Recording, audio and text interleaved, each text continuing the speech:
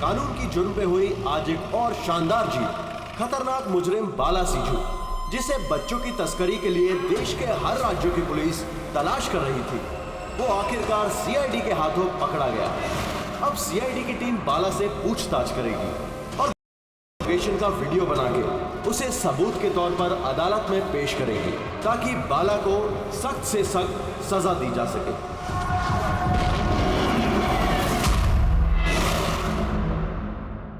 एक कप चाय ही मिलेगी? ये बच्चे कहाँ जिन्हें तूने बेचा है? मैंने किसी बच्चे को नहीं बेचा। बच्चे देश में है या विदेश में? मेरी चाय कहाँ है एसीपी साहब? देश में या विदेश में? बाला, उन बच्चों को सही सलामत उनके माँ बाप तक पहुंचाने की कसम खाई है हमने। अगर उनको कुछ हुआ ना, तो तेरे साथ वो करेंगे जो तू सपने में भी सोच नहीं सकता।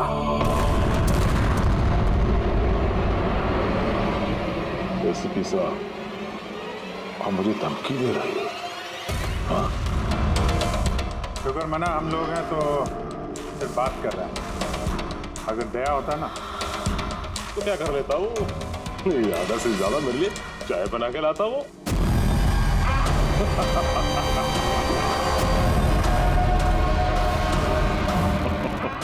नीचे का। अरे मैडम जी, आप ही मेरे लिए चाय बना के ले। वैसे भी औरतों का काम रसोई घर में होता है, इस सीआईडी में कहाँ कर रहे हो आप? तेरी तो और अगर मुझे मैडम जी के हाथ की चाय अच्छी लगी, हाँ, तो मैं इनसे शादी करने के बारे में भी सोच सकता हूँ। वकील साहब, ये हद से ज्यादा बढ़ रहा है। क्यों? तुझे इतनी प्रॉब्लम क्यों हो रही है अभी? हाँ? तेरा इस मैडम के साथ कोई चक्कर वक्कर है क्या?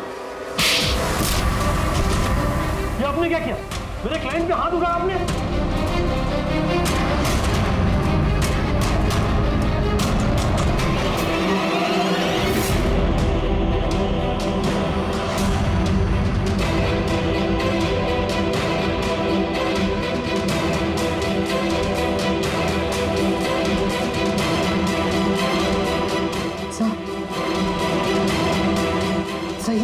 He's dead?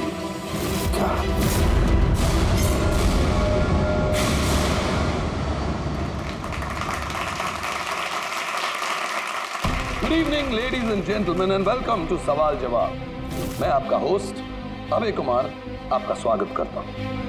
आज का विषय या डिबेट है कि क्या हमारे देश में कानून के रखवाले कानून से बड़े?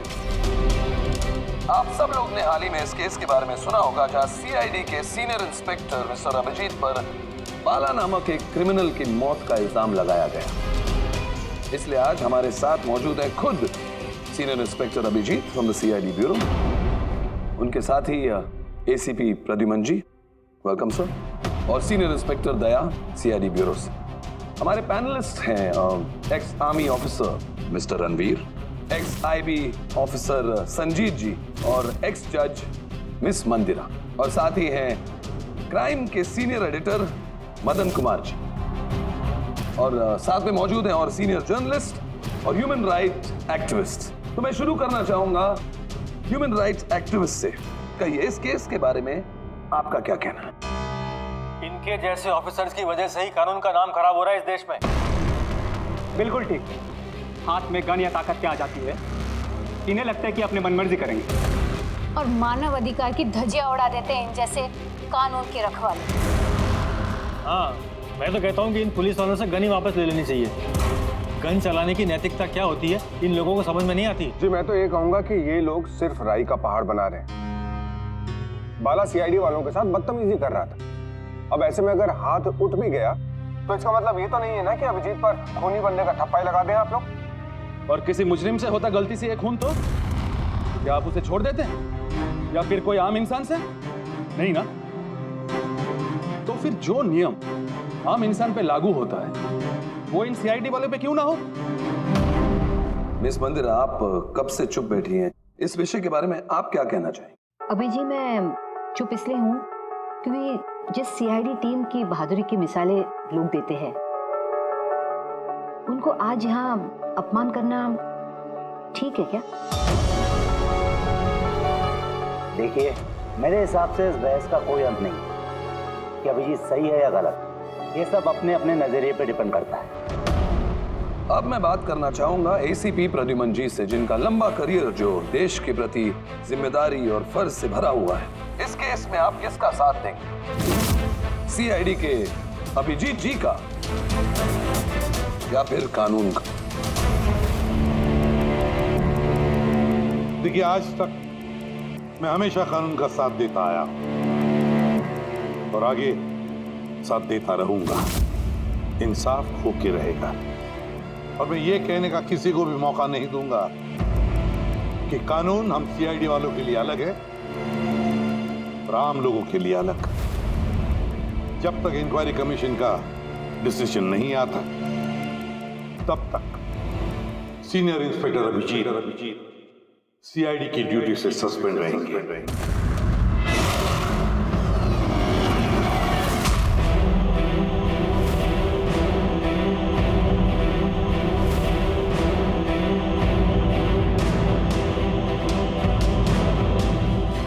एक मिनट सर।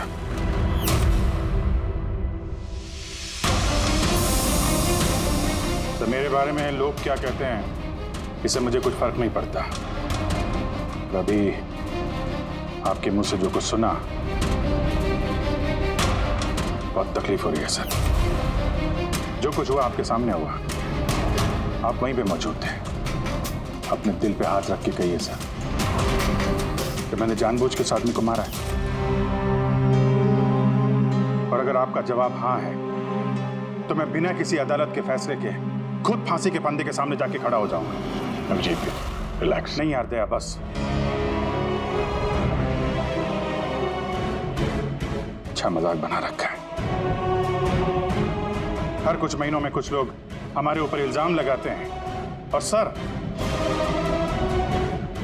हमारा साथ देने के बजाय हमें सस्पेंड कर देते हैं। और आप लोग बड़ी बड़ी बातें कर रहे थे मानव अधिकार की। क्या कह रहे थे आप? हमारे हाथों से गन ले लेनी चाहिए। अगर आज आप लोग अपने घरों में सुरक्षित तरीके से होली दिवाली मना रहे हैं वो इसलिए कि हमारे हाथों में गन्स हैं। हम लोग रात भर जागते हैं ताकि आप लोग चैन की नींद सो सकें। जब मुजरिम यहां सर पे बंदूक तानता है, छाती पे गोली चलाने वाला होता है और तब आपको यह याद दिलाया जाता है कि आपको पलट के मुजरिम पे वार नहीं करना है, सिर्फ टांग पे गोली चलानी है। उस दिन मैं आपसे ह्यूमन राइट्स और मानव अधिकार की स्पेलिंग पूछूंगा। उस दिन। आज मैं दुनिया वालों के सामने खुल के बोलना चाहता हूं, बाला जैसे आदमी को जिंदगी जीने का कोई अधिकार नहीं। वैसे भी अदालत उसे फांसी की सजा देती ना। कुछ दिन पहले मर गया तो कौन सा तूफान आ गया। और इतने साल अगर सीआईडी में मेरे हाथ बंधे नहीं होते तो इन जैसे लोगों का इंसाफ मैं कब तक कर चुका होता है। और वैसे भी ऐसे कानून का क्या फायदा जो मुजरिमों को सजा नहीं दे सकता। और वो कानून मुझे क्या सस्पेंड करेगा। मैं खुद सस्पेंड करता हूं ऐसे कानून।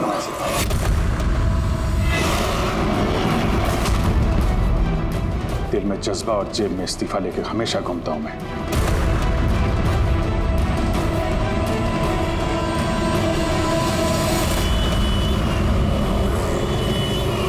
अरे यार हम लोग तो दोस्त है यार, दोस्त। अरे मेरे दोस्त, क्या चाहिए आपको आज? अरे कुछ मेरे दोस्त के लिए लेके आओ यार। आप और हम एक चल चल। अभिजीत, क्या हो क्या तुम्हें? अरे कौन सी जगह पे बैठे और किस तरह के लोग हैं साथ में? चलो उठो उठो, चलो घर चलो। कहाँ चले? सीआईडी ब्यूरो ही तो मेरा घर था और मुझे वहां जाने की परमिशन नहीं। सर सब ठीक हो जाएगा सर, आप यहाँ से चलिए। सब ठीक हो जाएगा। इससे ज्यादा और क्या ठीक होगा? और अब मैं सीआईडी ऑफिसर नहीं हूं। कोई भी ह्यूमन राइट्स वाला, कोई भी इंक्वायरी कमीशन मेरा कुछ नहीं बिगाड़ सकती। सारे मुजरिमों को एक एक करके मार डालूंगा मैं, और तुम लोग भी मेरा कुछ नहीं कर सकते। और ना वो तुम्हारा एसीपी प्रद्युमन। जाओ उसके पास जाओ तुम लोग, मुझे तुम लोगों की शक्ल नहीं देखनी। जाओ। अभिजीत, तुम होश में भी हो? तुम्हें पता है तुम क्या बोल रहे हो? अरे छोड़ो यार, ये दोस्ती दिखानी थी ना तो उस दिन दिखानी चाहिए। आज ही अपनेपन का ढोंग करने की कोई जरूरत नहीं है। क्या बोला तुमने? ढोंग? तुम्हें ये ढोंग लगा? और क्या? सही है, एकदम सही है। सर जाओ जाओ, तुम भी निकलो।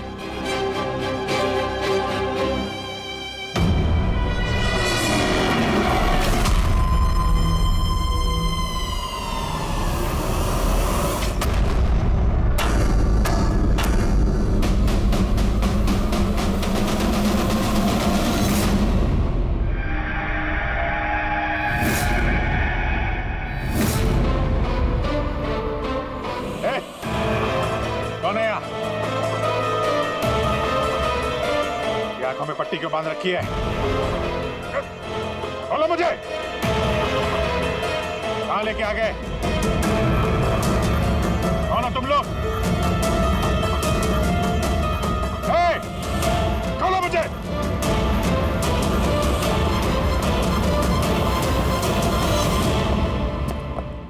कौन हो तुम लोग? पट्टी खोलो।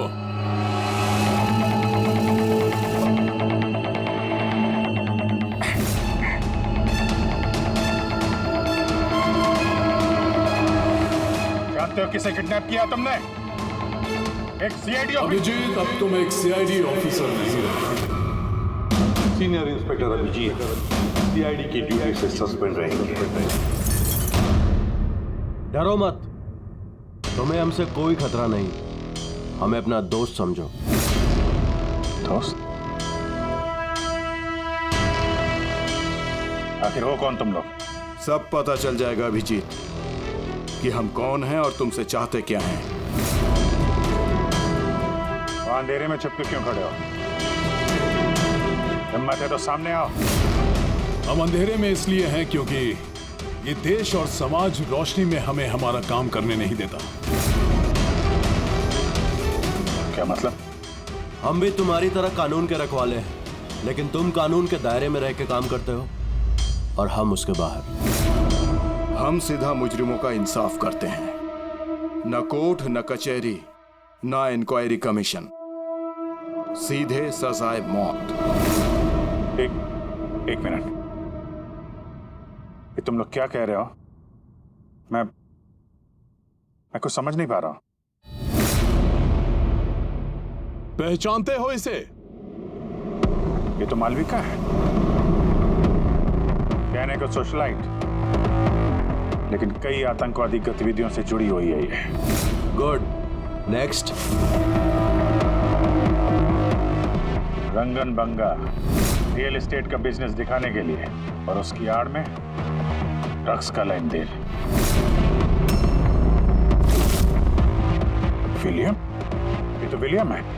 7 मर्डर का इल्जाम है इसके ऊपर। That's right. मगर मुझे क्यों दिखा रहे हो इनकी तस्वीरें? मुझसे क्या चाहते हो? बताते हैं। पहले तुम जरा ये बताओ कि अगर तुम्हें ये पता चले कि इन मुजरिमों को कानून कभी सजा दे नहीं सकता, तब तुम क्या करोगे? अगर इनको कभी सजा नहीं मिल पाई तो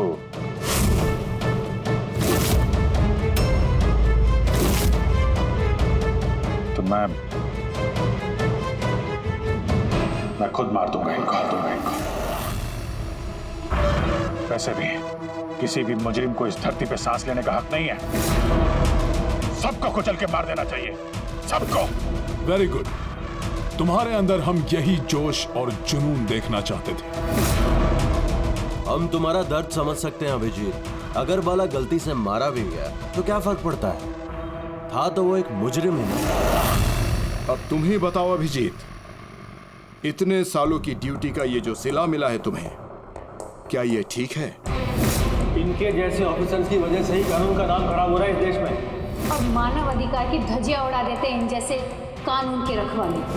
हाथ में गन या ताकत क्या आ जाती है? इन्हें लगता है कि अपने मनमर्जी करेंगे। नहीं,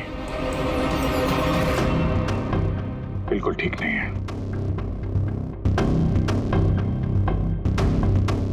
सिर्फ मैं ही जानता हूं सम्मान का घूंट पीने से क्या बीत रही है मुझ पे। किस आग में चल रहा हूं मैं। हम समझते हैं अभिजीत, इसलिए तो तुम्हारी तरफ दोस्ती का हाथ बढ़ा रहे हैं। हमारे गैंग का काम है उन मुजरिमों का सफाया करना जिन्हें अदालत ने खुला छोड़ रखा है। बनोगे हमारे गैंग का हिस्सा? सोच क्या रहे हो अभिजीत? हमारा साथ दोगे या फिर उस सिस्टम का जिसने अनजाने में हुए एक हादसे के लिए तुम्हें सजा दी? मैं नहीं जानता कि तुम लोग कौन हो, पर जब लड़ाई जुर्म और मुजरिमों के खिलाफ है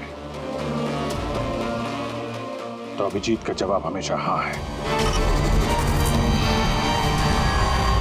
और इससे पहले तुम्हें अपनी वफादारी की परीक्षा देनी होगी। वफादारी की परीक्षा? कौन है आदमी? छगन आज तक 5 औरतों को मार चुका है और अदालत ने इसे दिमागी रूप में बीमार करार देकर रिहा कर दिया। लो रिवॉल्वर और चलाओ गोली।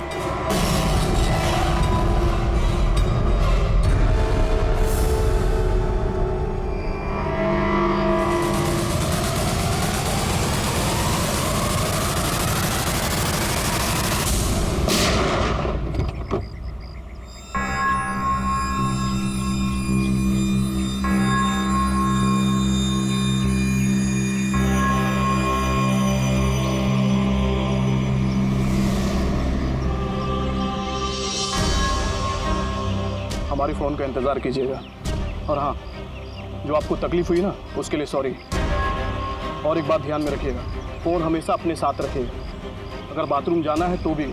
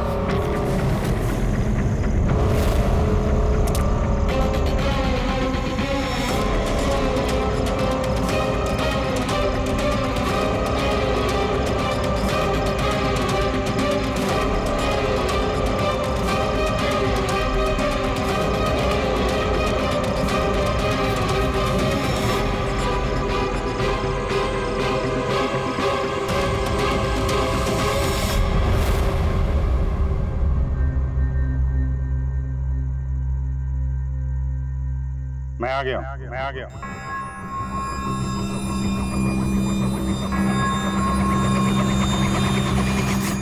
हमारा अंदाजा सही निकला।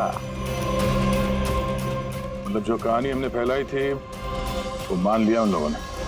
और चारा ही क्या था, जिस जाल में वो लोग फंसे हैं उसे हमने 1 महीने पहले ही फेंका था।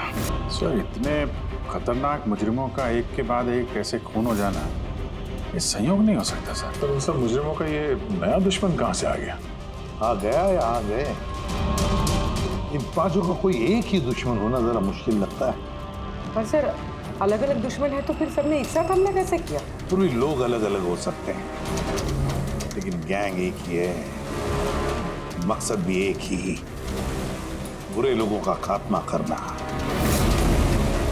लेकिन कानून को अपने हाथ में लेकर अलग अलग शहरों पे अलग अलग टाइम पे खून करना, इतनी लंबी प्लानिंग किसी एक आदमी के बस की बात तो नहीं है। बिल्कुल ठीक कह रहे हो अभिजीत। लगता है कुछ मिल गया तुझे, हैं? हाँ बस। क्या? बस इसमें कोई एक खूनी नहीं है, क्योंकि अधिकतर हर एक खूनी का खून करने का अपना एक खास पसंदीदा तरीका होता है, लेकिन यहाँ पर ऐसा नहीं। ये देखो, इसे गोली मारी गई, गोली बहुत दूर से मारी गई है, लेकिन गोली सीधी जाकर के दिल में लगी है, 1 इंच भी इधर उधर नहीं। दूसरा, इसे मार्शल आर्ट के किसी एक खास मूव से मारा गया है, बहुत ही खतरनाक, एक झटके में चित। और ये तीसरा मर्डर? ये तीसरा, इसे जहर से मारा गया है, एक खास नुकीली चीज से जहर इंजेक्ट किया गया है सीधा आर्टरी, जहर तुरंत खून में मिल गया और ये खत्म।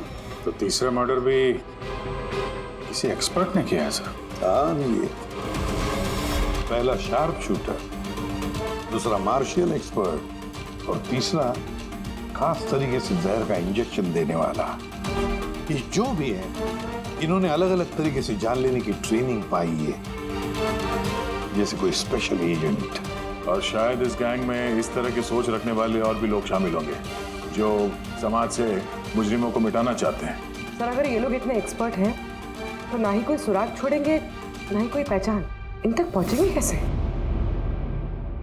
लोहा लोहे को काटता है पूर्वी, इन लोगों की गैंग तक पहुंचने का एक तरीका है,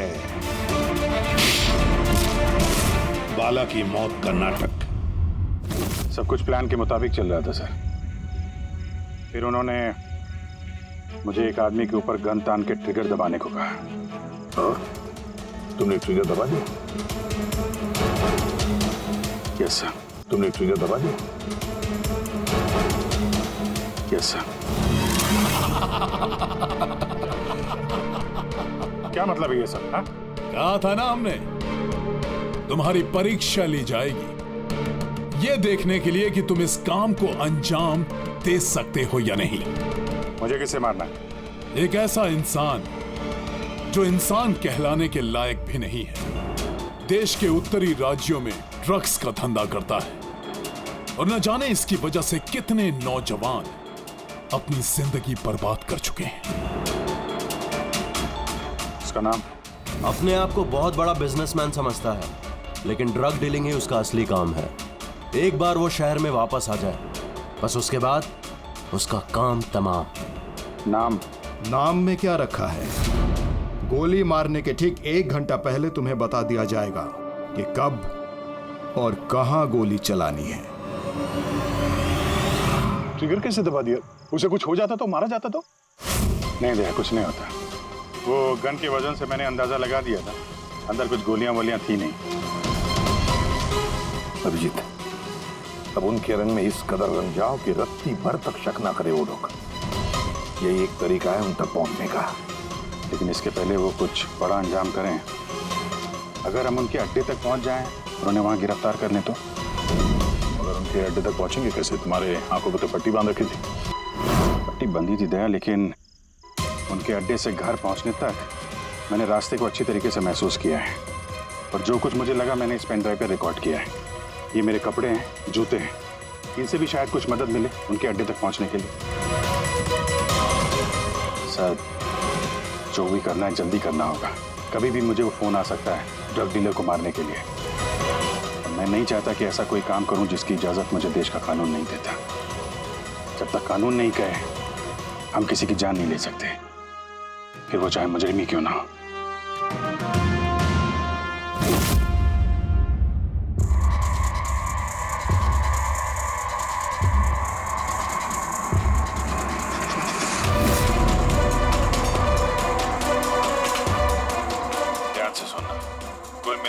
8 घंटे लगे थे मुझे उनके अड्डे से अपने घर आने में।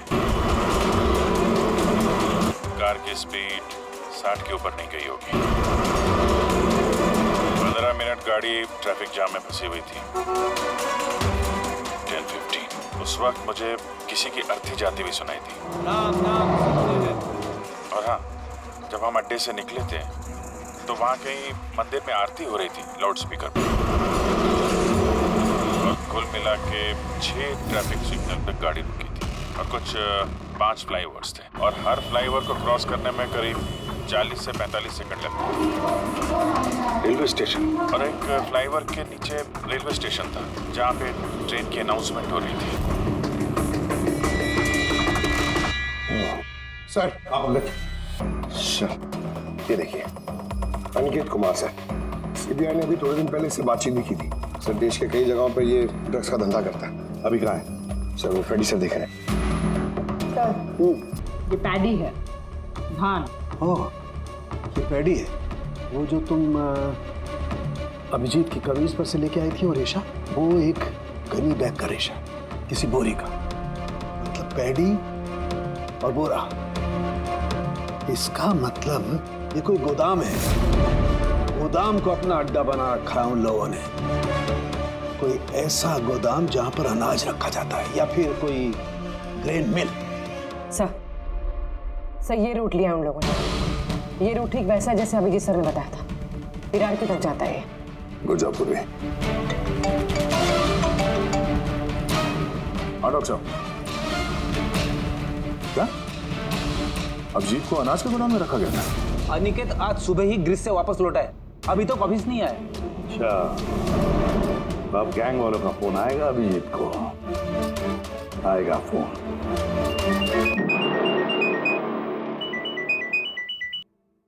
हेलो, आपके लिए एक खुशखबरी है अभिजीत सर। जिस घड़ी का आपको इंतजार था वो आ गई है। आज आपके शुभ हाथों से एक मुजरिम को सजा मिलेगी। ठीक 1.5 घंटे के बाद एक काले रंग की गाड़ी आएगी आपके पास और बता देगी कि आपको किस पे और कहां गोली चलानी है। मगर राइफल कौन सी है? क्या फर्क पड़ता है राइफल कौन सी है? आपको तो सीआईडी ट्रेनिंग में हर किस्म की ट्रेनिंग दी जाती है ना। मैंने ट्रेनिंग तो मुझे सारे हथियारों की है, लेकिन मेरे पास सिर्फ एक ही चांस है गोली मारने का। तो अगर मुझे पता हो हथियार कौन सा है तो थोड़ी आसानी होगी। RS 451। Okay, RS 451।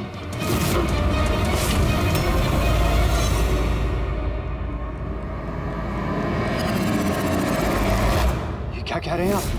मेरी जान को खतरा है? फिर तो मैं कहीं जाऊंगा ही नहीं, घर के अंदर ही छुप के बैठूंगा मैं। सारी मीटिंग्स कैंसिल। अनिकेत, घर में छुप कर बैठने से कोई फायदा नहीं होगा। उन लोगों ने ठान लिया है तुम्हें मारने का और वो मार कर ही रहेंगे तुम्हें। और कुछ कीजिए ना, आप लोग सीआईडी वाले हैं, बचा लीजिए मुझे। बचा लेंगे हम तुम्हें। सिर्फ इस बार गोली हमारा ऑफिसर तुम पर चलाएगा। तुम्हारे इन कपड़ों के अंदर एक बुलेट प्रूफ जैकेट होगा और कुछ खून के पैकेट्स। अगर निशाना इधर उधर चला गया तो, अगर गोली सड़क पर लग गई तो? कुछ नहीं होगा, क्योंकि गोली भी नकली होगी। और हाँ, तुम्हें तुम्हारे कर्मों की सजा जरूर मिलेगी, मगर पहले हम तुम्हारे जरिए उस मास्टरमाइंड को पकड़ेंगे। अब बताओ, मीटिंग के लिए कहाँ जाने वाले थे तुम? अगली मीटिंग 1 घंटे में है। एक मॉल के बाहर एक प्रोडक्ट लॉन्च है। मॉल के बाहर? हेलो, मुझे लगता है मिशन कैंसिल करना पड़ेगा। मगर क्यों? बाला जिंदा है।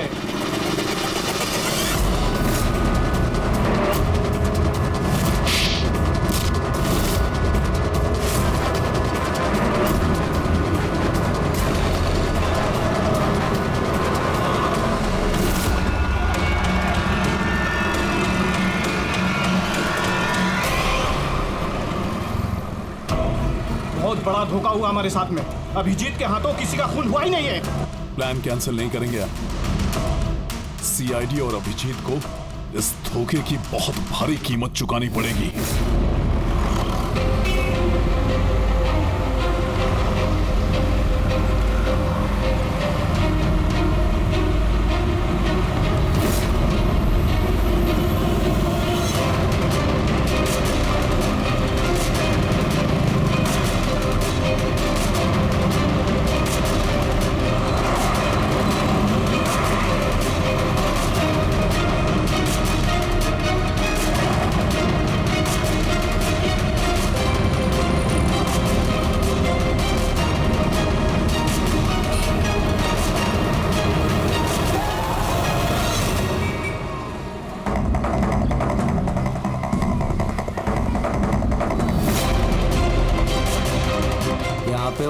आने वाला है। पर वो आदमी आया कौन? सब्र रख, पता चल जाएगा। चल तुझे वो जगह दिखाता हूं जहां से तुझे गोली चलानी है उस पर।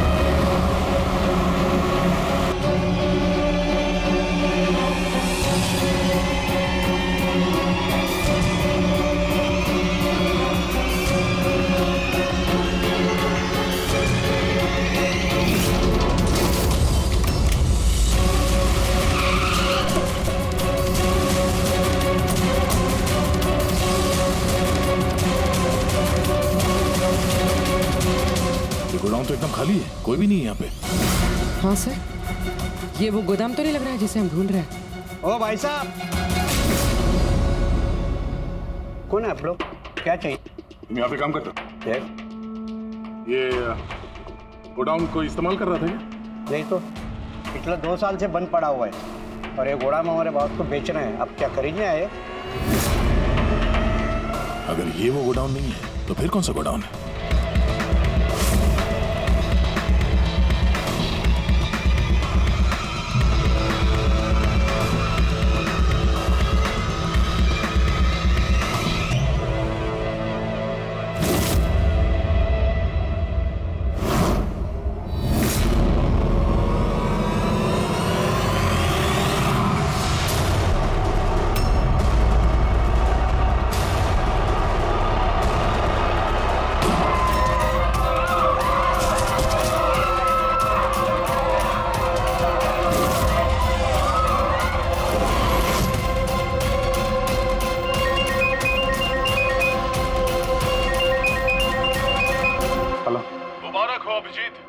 कामयाबी के लिए अनिकेत की टिकट कट चुकी है।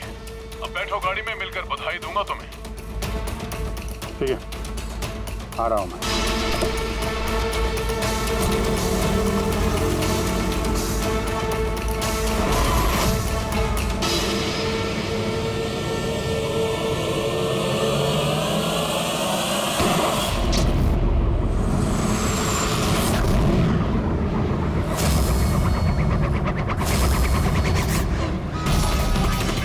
पंकज, पूरा छोड़ना नहीं। Oh no sir. क्या हुआ? सर मुझसे एक गलती हो गई। वो तिलक नगर वाला गोदाम में सो गया। सर ये देखिए सर, वहाँ पर भी मंदिर है, स्मशान है, फ्लाईओवर है और रेलवे ट्रैक है। कहीं ये वही गोदाम तो नहीं है?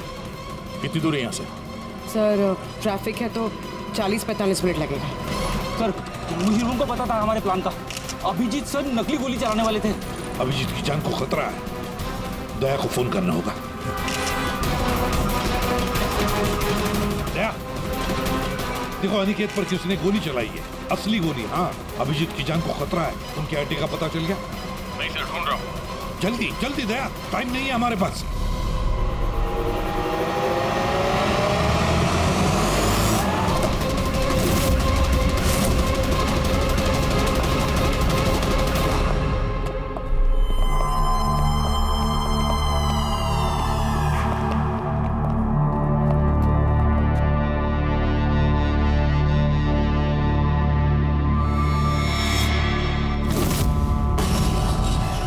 बहुत बहुत बधाई हो तुम्हें, वेल डन। अनिकेत के मौत की खबर हर न्यूज चैनल पर छा गई। और अब तुमने हमारा विश्वास जीत लिया है। इसलिए अब हम अंधेरे से रोशनी में आकर तुमसे अपनी पहचान करवाएंगे।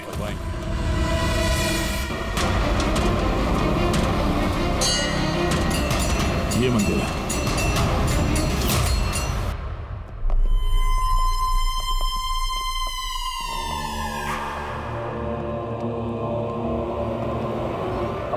जर्नलिस्ट हैं ex IB officer Sanjeet ji, ex जज miss Mandira, ex army officer mister Ranvir. Oh, तो आप लोग हैं? हाँ, हम। क्यों? हैरानी हुई हमें देखकर? भूल गए उस दिन जब सिर्फ मैंने तुम्हारा समर्थन किया था?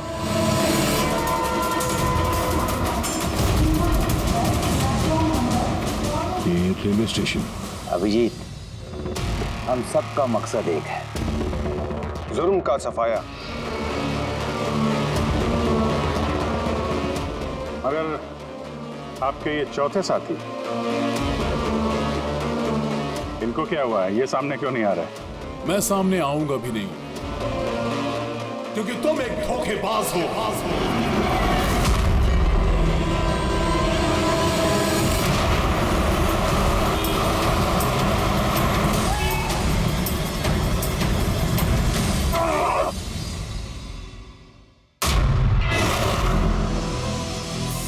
बाला जिंदा है? हाँ, ये जिंदा है, क्योंकि ये सब सीआईडी की सोची समझी चाल थी हमें फंसाने के लिए।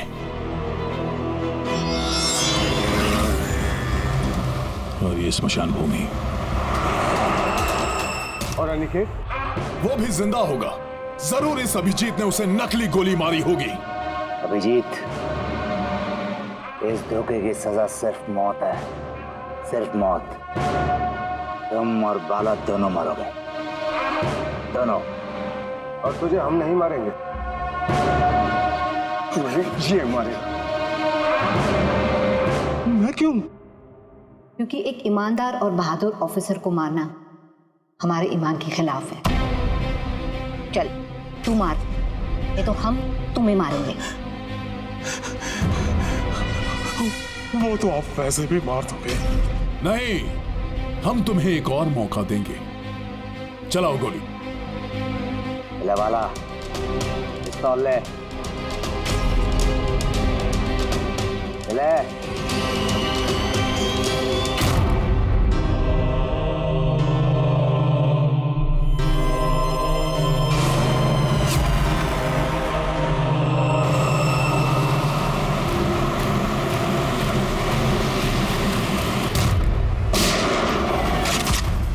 कोई नहीं भागेगा। चल। मैं आपका होस्ट अभय कुमार। हम लोगों ने जो कुछ भी किया उसका हमें बिल्कुल अफसोस नहीं। हम लोग भी देश के लिए कुछ करना चाहते थे, जैसे आप लोग करना चाहते हो। देश के लिए कुछ कर गुजरना बड़ी अच्छी बात है, पर जो रास्ता तुम लोगों ने अपनाया ना, वो गलत है, कानून के खिलाफ है। तो कानून कौन सा 100% परफेक्ट है? ये वही कानून है जिसके चलते इतने सारे मुजरिम समाज में आजाद घूम रहे हैं। उस अनिकेत को भी आपने बचा लिया ना? हाँ, अनिकेत को हमने बचा लिया, सिर्फ गोलियों से, कानून से नहीं, समझे? रही बात परफेक्शन की, तो 100% परफेक्ट कुछ भी नहीं होता है, इसे बनाना पड़ता है। आप लोगों का तरीका क्या परफेक्ट है? क्या गारंटी है इस बात की अपनी सनक के चलते तुम लोगों ने सिर्फ गुनहगारों को ही मारा है, किसी निर्दोष को नहीं? अब उसी अदालत के सामने जाकर अपनी शिकायत पेश करना, उस अदालत से जिससे तुम इतने परेशान हो। अब वही अदालत तुम्हारा इंसाफ भी करेगी। अब पता चलेगा तुम लोगों को कि अपने देश के कानून की मर्यादा का एहसास क्या होता है। केस बड़ा ही पेचीदा था सर। हाँ, तो मुजरिम भी तो पकड़े गए और एक केस खत्म। चलो भाई, घर नहीं जाना क्या? मगर अभी एक अपराधी को पकड़ना बाकी है। क्यों दया? Hello CID. कौन है आप लोग? क्या चाहिए? मैं विक्रांत हूँ, क्राइम टीम से। हमें यहाँ की तलाशी लेनी है, ये सर्च वारंट है। तलाशी?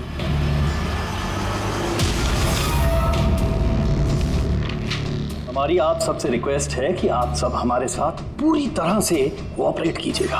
क्या हम जान सकते हैं कि तलाशी क्यों ली जा रही? दमन के फांसी वाले केस में आप सबके खिलाफ कंप्लेंट है। कि आप सबने एविडेंस के साथ छेड़छाड़ की थी। दया हमारे पास है, हमारी जेल में। तो अगर दया को बचाना चाहते हो तो पहले मेरे भाई को बचाना होगा, वरना ठीक 4:30 बजे ना सिर्फ मेरे भाई को फांसी होगी बल्कि सीनियर इंस्पेक्टर दया भी फांसी पर चढ़ेगा। तलाशी शुरू करो। आप सबके फोन रिकॉर्ड्स भी चेक किए जा रहे हैं। अब आप सब पे कड़ी नजर रखी जाएगी।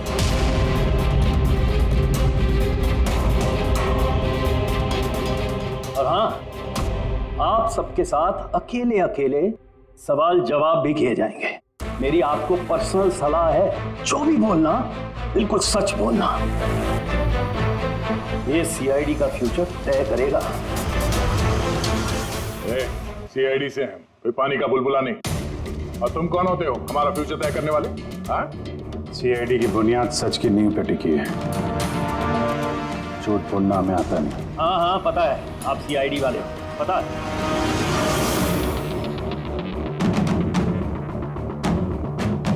लेकिन आप जो भी हो, कानून से ऊपर नहीं हो। और अब वक्त आ गया है कि आपको कानून की याद दिलाई जाए। ना पता है हमें, हम कानून से ऊपर नहीं, पर हम कानून के रखवाले हैं। कानून के रखवाले हम सीआईडी वाले, और हम गर्व से कहते कि हम सीआईडी वाले हैं। और हमारे खून का एक एक कतरा सीआईडी को और इस देश को समर्पित है।